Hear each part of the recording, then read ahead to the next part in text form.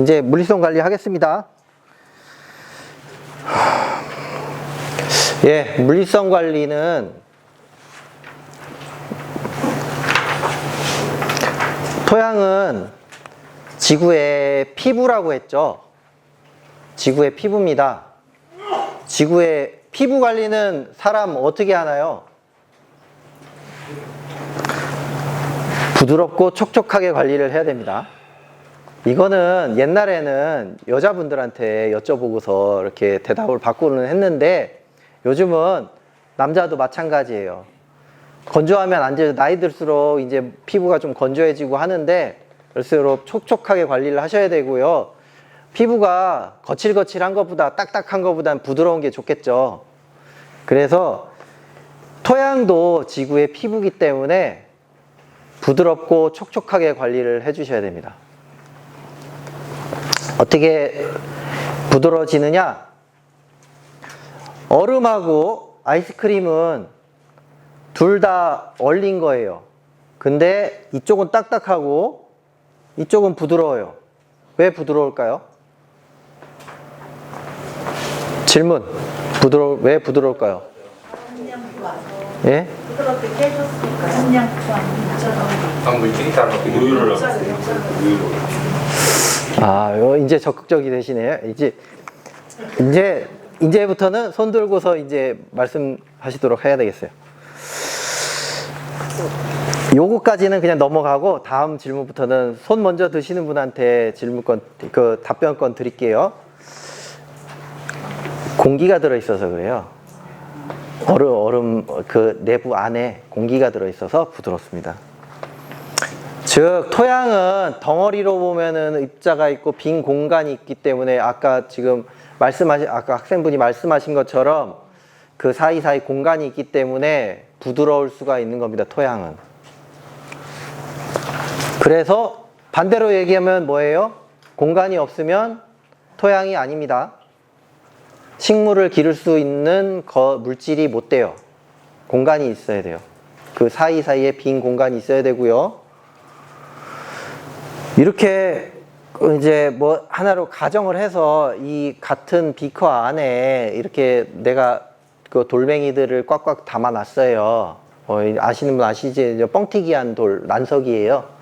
이렇게 꽉꽉 담아 놨어요. 그러면은 얘를 공간이 많게 하려면 어떻게 해야 되나요? 비워내야겠죠.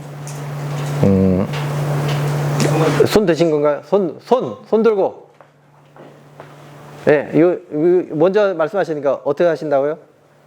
돌을 들어내야겠죠. 예, 저기 뒤에 계신 분은? 부수면 돼요. 부순다고요? 일단은 두 분 중에는 여기 앞에 계신 분이 맞췄어. 이거 하나 드릴게요. 네. 이런 거 받으면 보통 박수들도 한번 치시고 그러시던데.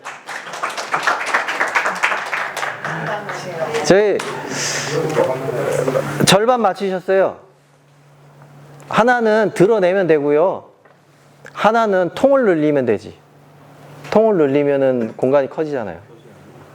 드러내든지 아니면은 여기 통을 늘리든지. 토양 알갱이를 줄이거나 토양 부피를 늘리거나. 부피를 늘릴 수가 있나요? 땅을 막 넓히나? 어떻게 하지? 알갱이를 줄일 때는 무게를 줄이는 거예요. 어떻게 무게를 줄이냐? 토양 용적 밀도란 용어가 나옵니다. 용적 밀도는 단위 토양 부피당 고체 입자의 무게고요. 뭐 한마디로 얘기해서 여기 기상, 액상 얘기를 하지만 기상은 공기 무게를 다실 수 있는 분 여기서 공기 무게를 재실 수 있나요?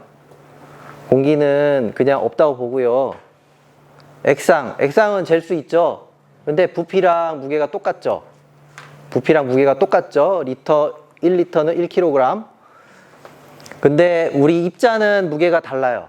입자는 무게가 다른데 우리가 흔히 토양에서 제일 많이 함유하고 있는 게 이제 석영 장석이고 얘가 2.65 정도 되고요. 아까 철이 많다 그랬죠. 철 한 3 넘고 무거워요.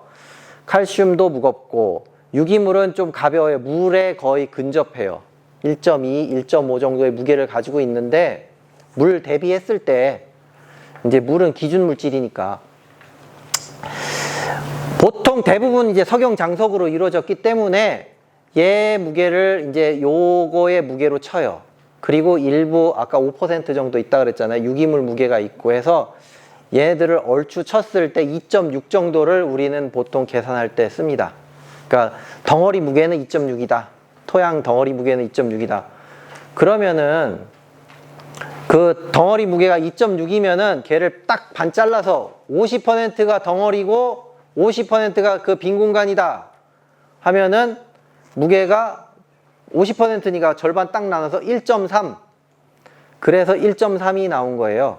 그래서 용적 밀도가 1.3이라는 거는 덩어리가 반 있고 공간이 반 있고 그거를 1.3 용적 밀도라고 하고요. 이때 공급률이 딱 50%, 빈 공간이 50%이고 이때 물이 함유할 수 있는, 그러니까 그 내부에 그 공간에 함유할 수 있는 물의 양이 28.6%가 되고 50%를 나눠 가져야 되잖아요. 공기하고 물이.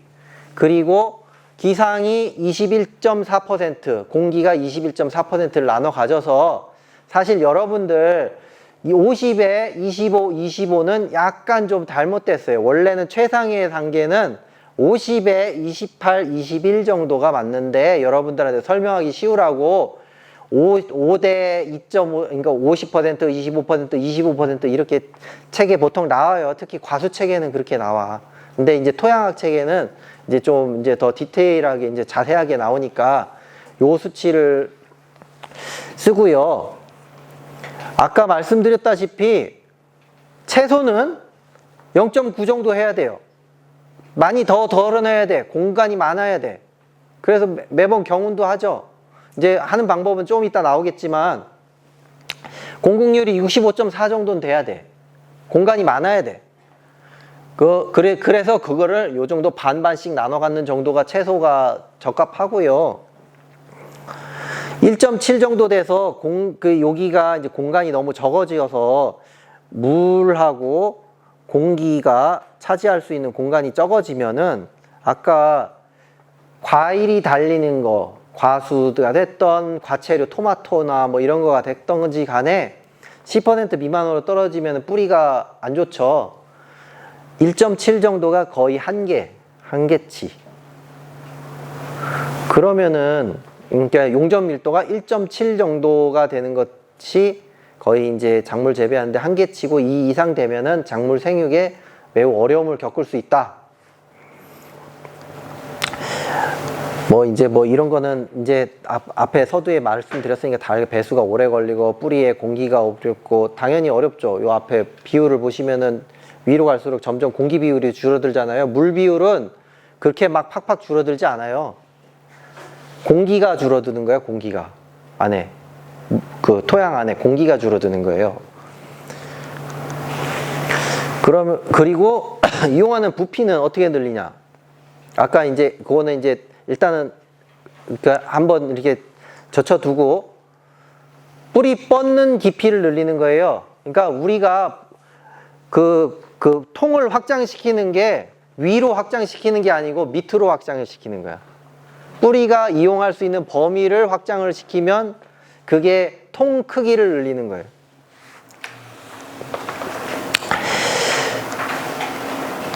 얘가 이제 이용하는 범위에 따라서 밑에 뿌리가 뻗는 범위, 이용할 수 있는 땅속 깊이의 크기에 따라서 이제 작물의 크기가 결정되고 그리고 또 내 통이 커졌잖아요. 그러면 물을 더 많이 줄 수도 있죠. 또 양분도 더 많이 줄 수도 있죠. 그런 그 통이 커지는 거고요. 이제 요걸 보시는 게 더 할게요. 이거 이제 블루베리인데 같은 해에 같이 심은 블루베리라도 통을 크게 해주면 생육이 이렇게 차이가 나요. 여러분들 블루베리를 작은 통에 딱 키우셔가지고 다 재배가 된다 하시는데 죽지 않고 열매는 딸 수 있어요. 근데 그게 과연 내 단위 연령에 맞게 생산성을 보장하느냐? 딸 만큼 따야 돼.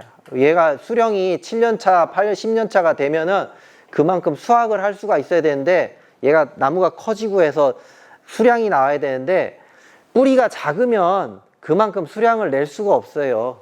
위 상부가 작기 때문에. 그래서 이거는 조금 그래도 몇 년 된 자료고 1년 차에는 20리터가 필요하고 이렇게 쭉쭉 5년 이상 150리터라고 했는데 이건 또 최근에 바뀌었어요. 최근에는 한 250리터까지도 확장시켜야 된다고 돼 있어요. 블루베리도. 그래야지 걔 잠재력을 다 발휘할 수가 있어. 뿌리가 뻗을 수 있는 용량을. 그래서 어떻게 그러면 얘가 어디까지 뿌리가 뻗을 수 있는지를 측정할 수 있는가는 저기 지금 저 여러분들 자리에서 오른쪽에 보시면 저 테이블에 놨어요. 저런 기계를 가지고서 간단하게 측정을 하는데 요건 이제 토양 탐침봉이라고 하고 요거는 가우지 오우거라고 해서 토양의 단면을 이렇게 그대로 떠올려서 이렇게 측정하는 도구예요. 보통 유효토심은 간단하게 이렇게 그 쇠막대기를 가지고 찔러서 측정을 하는데 쇠막대기를 찔러서 압력이 성인 남성 같으면 한 팔, 성인 여성 같으면은 뭐 이제 두 팔로 하셔도 되는데 대신에 체중을 실지 말고 그냥 자연스럽게 팔로만 밀었을 때 들어가는 정도까지가 내 밭에 뿌리가 뻗을 수 있는 깊이예요. 강사님. 예. 지금 저기 저 브루베리를 화분에 이렇게 예. 하는 거 보면은 화분이 뭐 제가 볼 때는 뭐 파봐야 한 150도 안 되거든요. 그만큼 생산성이 안 나오죠. 강사님 말씀대로 하면은 예. 지금 화분용으로 그렇게 하는 거는 적정하지 않다는 그 결론이 나오나요? 예, 적합하지 않습니다. 예. 그거는 하는 거는 그만큼 예. 나중에 수확이라든가 그런데 다 영향이 있다. 그렇죠. 그래서 근데 이거는 지금 새끼로 샜는데 가끔 그런 생각 하시는 분들이 있어요. 작은 화분에서 아까 20리터라고 말씀드렸잖아요. 요런 데서 40리터짜리에서 기르다가 나중에 이제 뽑아서 옮기면 되겠지. 큰 화분으로 옮기면 되겠지 생각해서 기르시는 분들이 있는데 해보시면 압니다. 이게 옮기는 게 이 40리터짜리 화분을 다시 옮겨가지고 다시 큰 화분으로 심는 게 얼마나 어려운지. 일반 묘목 심는 거랑은 비교도 안 되게 힘들어요. 그렇기 때문에 애초에 그 내가 잘할 거를 예상을 하고 큰 화분에 심으시는 게 낫지 작은 화분이었다가 다시 옮기고 연차를 옮기는 거는 이거 노동력이 말도 못하게 들어갑니다. 그거는 이게 여담이에요. 그렇게 하고 그래서 이제 결론적으로 얘기해서 뭐냐 내가 지금 그럼 뭐를 해야 되는데 흙을 덜어내고 그 토양 뿌리 깊이를 깊이 하려면 근데 여러분들이 다 아시는 내용이야. 토양을 부드럽게 하려면은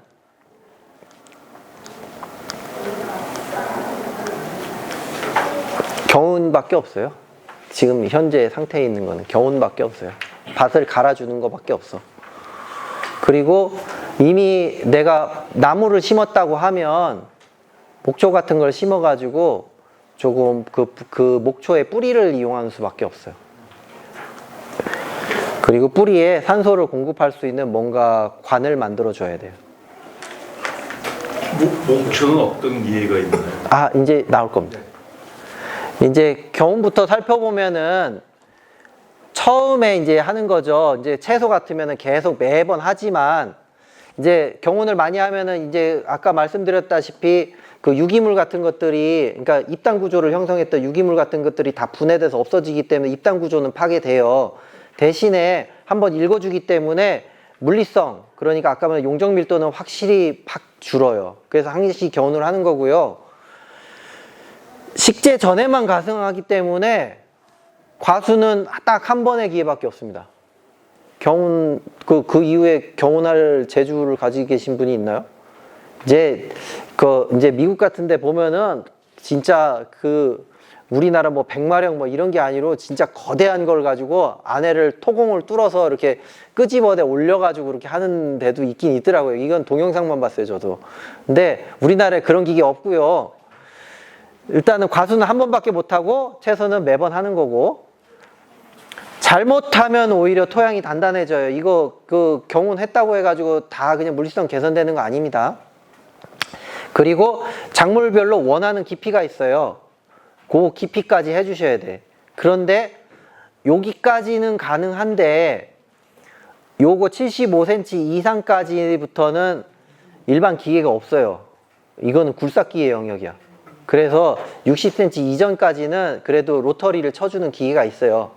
크랭크 로터리라고 삽질식 쟁기 로터리가 있어요. 그래서 40에서 60cm짜리 일반 로터리는 다 20cm밖에 안 돼요.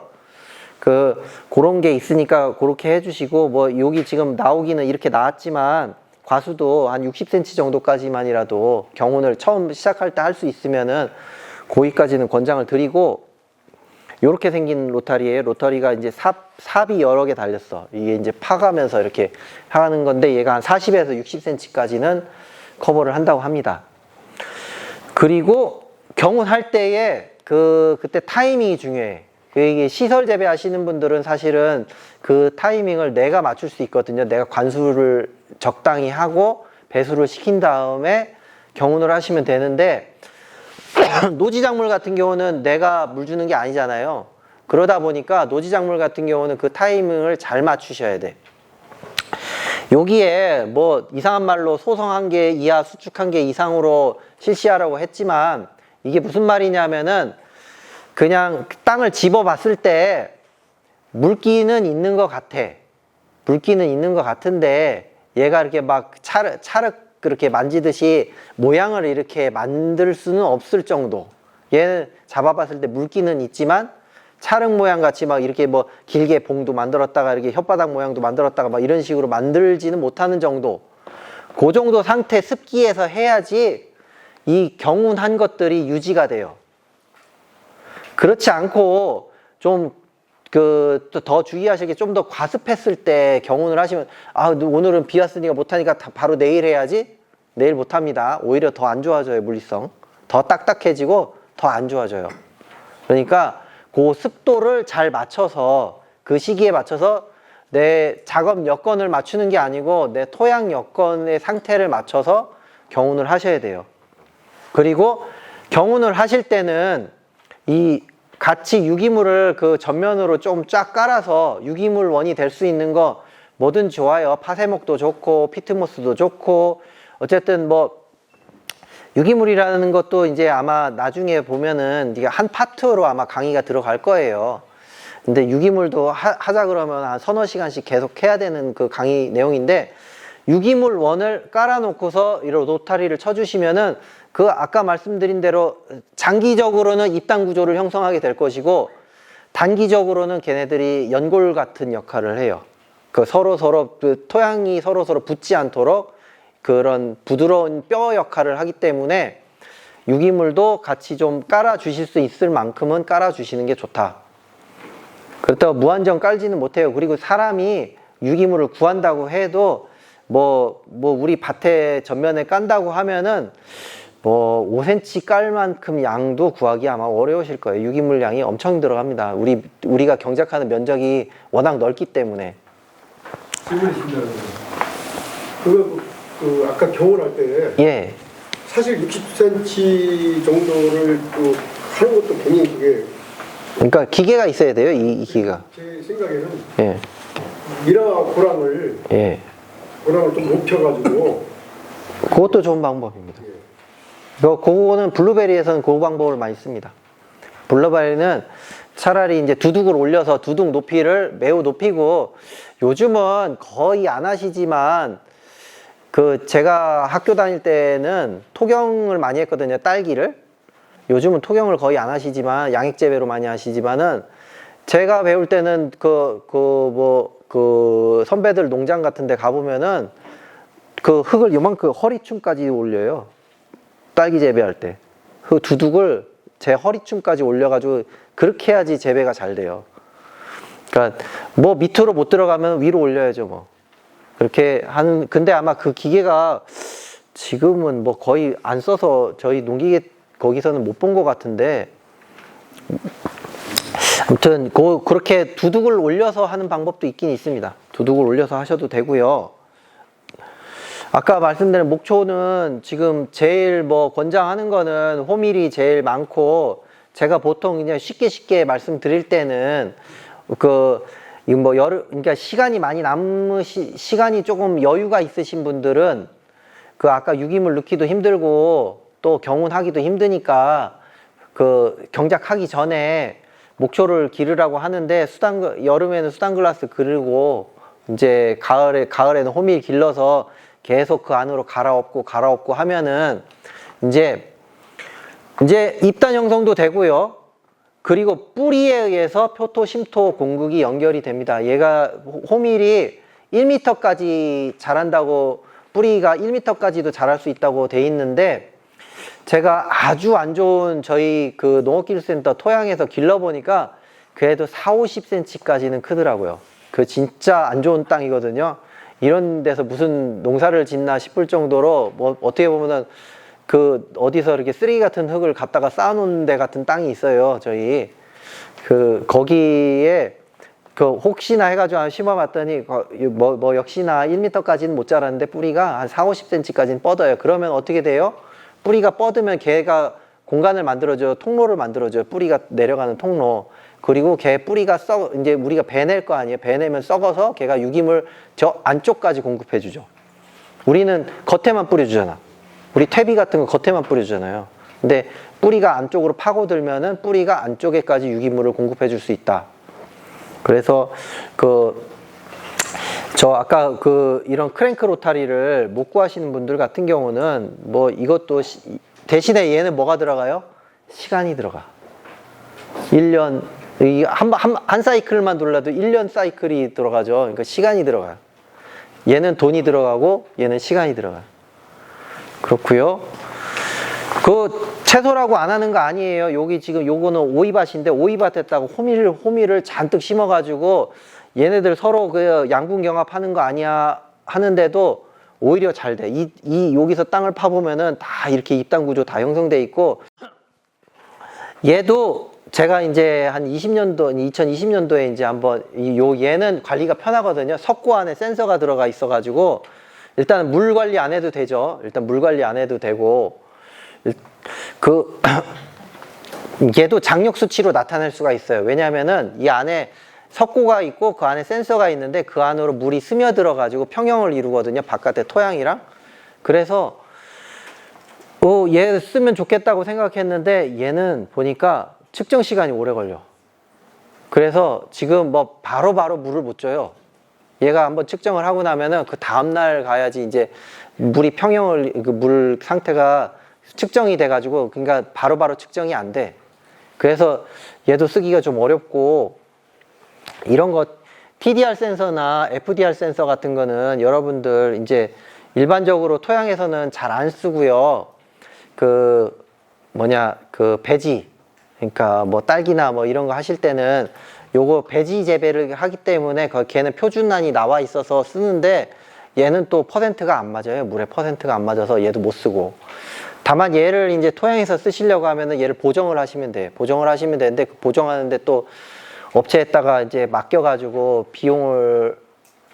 비용이 들여가지고 보정을 해야 되기 때문에 사실 센서 가지고 하시기는 좀 어려워. 센서 뭐 이렇게 계속 얘기를 했지만 센서 가지고 하시기는 좀 어렵고요. 그럼 내 밭에 이제 적당한 토양 수분 상태를 알기가 어떻게 해야 되느냐, 그거는 조금 이따 말씀드리고, 여기 FDR 센서, 그리고 또 이거 염류 직접 토양, 시설 토양에 염류 직접돼 있으면 또 안 맞아요, 이거 센서. 그러니까 웬만하면 센서 쓰지 마세요. 지금 물 관리하는데 센서를 지금 전남기술원에서 일사량, 그러니까 그 토양의 증발산량 기준으로 만든 센서가 새로 나오긴 했어요. 올해부터 아마 시범사업 들어가는데, 우리 영동군에는 배정도 안 됐지만 채소가 많이 없어가지고 그거는 제가 보기에는 조금 더 괜찮은 것 같아요. 아까 이 전기저항 센서처럼 또 실패할지는 모르겠지만은 그거는 좀 괜찮은 것 같은데, 아직 여기 계신 분들이 사용할 만큼 대중화된 기술은 아니다, 이렇게 말씀을 드리고요. 그래서 지금 제가 여기까지 말씀드렸던 게 이제 요약해서 요렇습니다. 이제 쓰려고 하면은 조건이 까다롭다. 조건이 까다롭고, 토양 수분의 상태를 볼 수는 있지만 정확한 수치, 내가 언제 얼마를 줘야 되는지는 모른다. 센서 가지고는 모른다. 그렇게 말씀드릴 수 있고요. 그러면 어떻게 해야 되냐? 어차피 물을 줘야 되면 적당한 시기에 적당량 물 줘야 되는데, 아까 그러니까 용적 수분이 고갈되기 전에 토양이 수용할 수 있을 만큼 줘야 되는데, 보통 이제 여러분들 과수 책에 보면 이렇게 나와요. 이제 사질토는 4일에 20톤, 양토는 7일에 30톤, 점질은 9일에 35톤 이렇게 주라고 돼 있는데, 300. 제가 보기엔 이거는 책에는 이렇게 나오는데 너무 많아.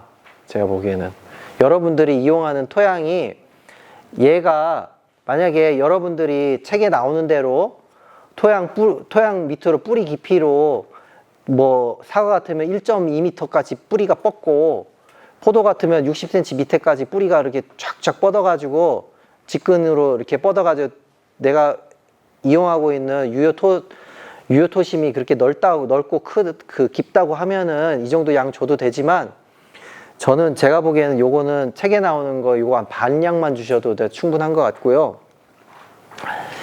물 주는 시기는 일반적으로 이슬이 마른 오전 시간에 주시는 게 좋고요.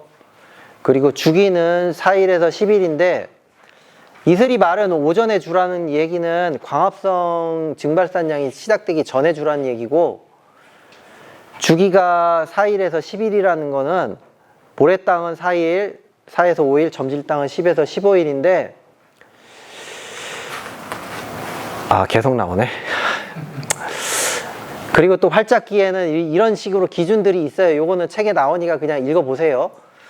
약간 건조하게 주라는 거고 하는데, 요런 것도 있어요. 이제 조금씩 자주 간주하면은 지상부 생육에 유리해지고요. 같은 양이라도 내가 10톤을 일주일에 준다고 해도 조금씩 자주 간주하면 지상부가 유리하고, 많은 양을 가끔씩 간주하면 지하부 생장에 유리해져요. 이거는 이제 전반부를 배우셨으니까 좀 이해를 하실 수 있겠죠. 여기서 질문 한번 해볼까? 왜 그럴까요? 뿌리 발달이. 물이 내려가는 시간차가 있기 때문에. 뿌리가 물 찾아가기가 주요 있는 곳에 물을 줘야지만이 내려요. 그냥 제가 설명드릴게요.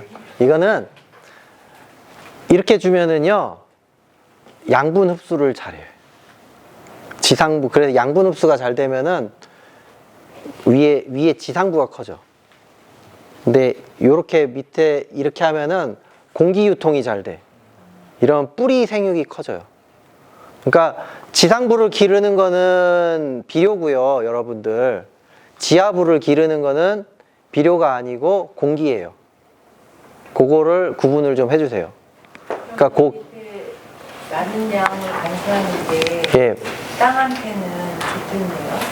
그러니까 근데 여기서 이 많은 양이라는 게 토양이 수용할 수 있는 양이라는 게 있거든요. 그 양을 적절하게 예. 적당히 많이 주는 게 낫지. 예. 자주 조금씩 주는 것보다는 제 더 낫다. 토양에서는 그래요. 이제 배수성이 좋은 배지 같은 거 있죠. 우리나라 이제 물 주는 방법이 이제 토양이 연구가 어려워요. 지금 제가 이렇게 쭉쭉쭉쭉 이어 나왔지만은 일단 측정 자체가 어려워요. 토양에서는 물 상태를 측정 자체가 어렵기 때문에 대부분 차용해 쓰는 게 채소에서 배지 재배할 때 쓰는 자료를 가지고 많이 차용을 해서 써요. 그러다 보니까 토양에서 조금 안 맞는 얘기를 좀 많이 하는 경우도 있어요. 그러니까 방금 말씀하신 그런 것도 조금 일부가 그런 게 들어가 있어요. 배지 재배할 때는 아침에 주고 점심 때 주고 저녁 때 주고 하루에도 조금씩 끊어서 계속 줘요. 배지 재배는.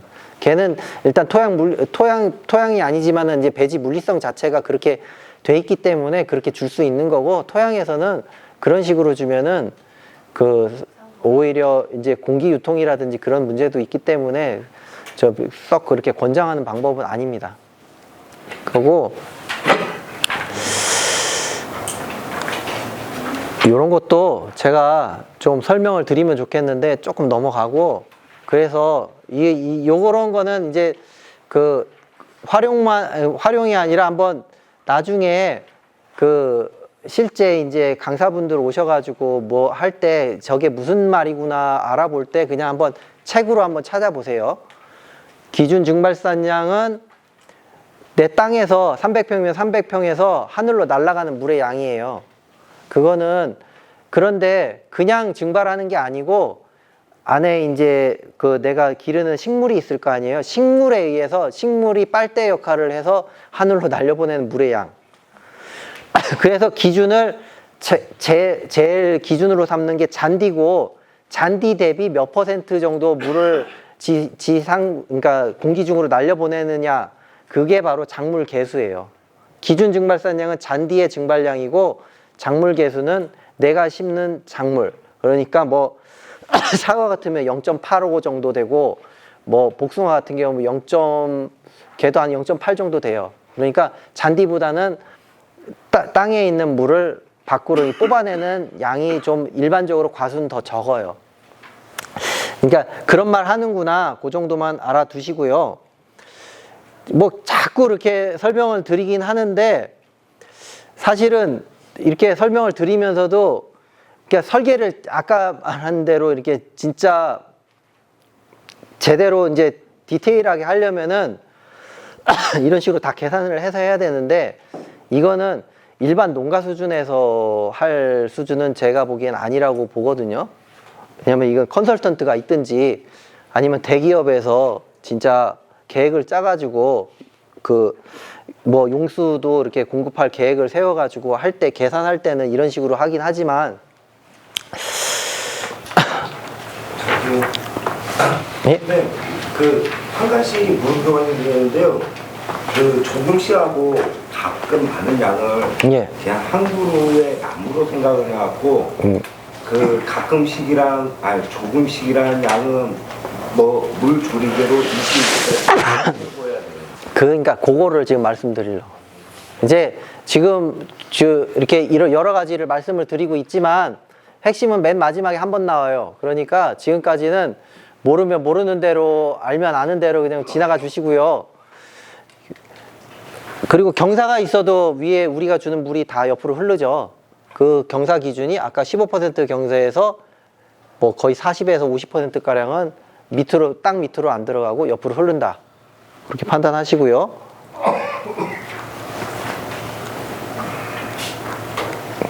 요거가 이제 마지막인데, 그러니까 여러분들 땅을 한번 파세요. 파가지고 이거는 여러분들 각각 집마다 확인을 해봐야 돼. 확인을 해봐야 되는데, 땅을 이 아까 말씀드린 대로 경반층, 토성급변층, 색깔이 변하는데 데까지 파세요. 이 구멍은 크기는 뭐 클 필요는 없어요. 내가 안에 들이다 볼 수 있을 정도면 돼.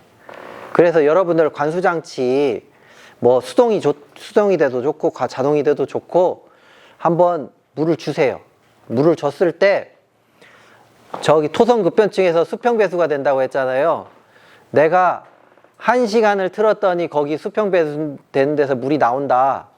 그러면은 내 땅이 수용할 수 있는 물량이 그게 총량이야. 그게 총량이야. 그걸 가지고서 끊어서 생각을 하세요. 내가 만약에 1시간을 틀으면은 여기서 수평배수가 돼. 그러면은 이제 처음에는 이제 테스트를 한번 해보셔야 돼. 그러면은 내 땅에서는 1시간 정도까 이걸 가지고 1시간을 펐을 때 내 땅에는 물이 꽉 차는 양이야. 그러면은 얘를 가지고 아까 사양토, 식토 거기서 이제 간격을 있잖아요. 일주일 간격을 줄지 4일 간격을 줄지 거기에서 그거를 배분을 하셔야 돼. 그거는 내 총량이고 양을 나타내는 거고, 기간을 두고서 그 기간을 뭐 4일 간격으로 둔다든지 뭐 7일 간격으로 둔다든지 그거는 이제 내 토성을 가지고 판단을 해서 그 총량을 그만큼 준다. 그리고 자주 준다는 개념은 그 총량을 얼마나 끊어서 줄 것인가. 내가 그거를 설계를 하셔야 돼. 그러니까 뭐 내가 1시간을 쉬었다가 뭐 30분을 주고 또 1시간을 쉬었다, 이렇게 총 1시간이라고 치면은 그 총량을 내가 자주 끊어서 준다면은 뭐 20분 줬다가 10분 줬다가 해가지고 뭐 3번에 끊어서 줄 수도 있고, 한 번에 왕창 줘야 되겠다면 1시간을 통으로 주실 수도 있겠죠. 그런 식으로 그거를 내가 배분을 해가지고 주셔야 되고, 얘가 그렇다고 해가지고 그러면은 내가 5번에 끊으면 좋으냐 아니면 3번에 끊으면 좋으냐, 그게 그렇게 딱딱 떨어지게 안 나와 있어요. 그거는 내가 그 0점을 맞춰 가시는 수밖에 없어. 그런 식으로 하시도록 하고요. 제가 사실은 그 전부터 이거 공부를 할 때 이 앞에 나와 있는 이런 것들을 계속 고려를 해가지고 뭔가 조금 쉽게 할 수 있는 조금 방법이 없을까 고민을 많이를 해봤는데, 이거는 사람이 계산해서는 될 일이 아닌 것 같아요. 이거는 진짜 그 우리가 요즘 흔히 하는 AI에 딱 알고리즘을 넣어야 되는 거지, 내 땅의 토성을 측정을 한 다음에 알고리즘을 넣어야 되는 거지, 사람이 요거를 계산을 해가지고 넣는다는 거는 제가 보기에는 안 맞는 것 같아요. 지금 마지막에 그래서 결국은 가장 원시적인 형태로 돌아가긴 했지만 가장 현실적인 방법은 이 방법인 것 같습니다. 제가 지금 생각하기에는. 그렇고요.